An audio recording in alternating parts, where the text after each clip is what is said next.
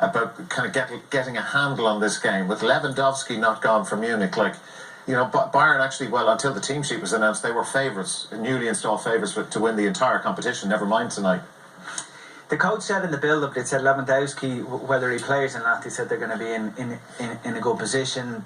You know, they know their job. They're going to go about it the same way. All the things you would expect him to say, but like, it's a huge lot. He's one of the most lethal strikers in world football at the moment, and it's been a, you know, I don't think I've ever described Thomas Muller as that. So it's a big blow, but and similar to Eamon, it's very difficult to predict this with any kind of certainty.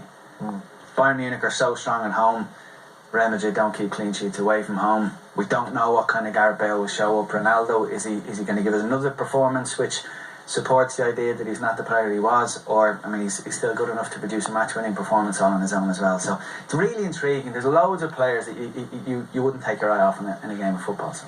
And lots of angles as well, Eamon. Like, if the Ancelotti Zidane thing from a couple of years ago, one was the manager, the other was the assistant at Real, and now look what's happened. Yeah, well, Ancelotti has been a great manager. He was actually a great player, and is very different to Guardiola, who was his predecessor at Munich. I think another fact is an unbelievable one.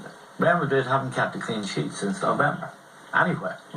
And it's difficult, but I think it's bad news for Zidane. The crowd are on his back.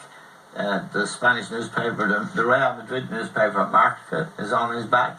And these front three players, everything really depends on them. They have to perform tonight, and perform to a pretty high level, because the home advantage for Munich make the difference. It's a totally fascinating tie, but the competition's wide open.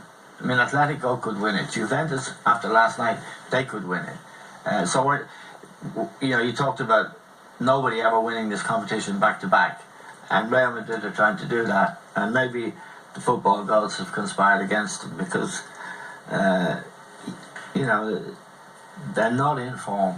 Although they are top of the Spanish league, they're not really what you'd expect a Real Madrid team to be. They're not intimidating. And like, Daniel,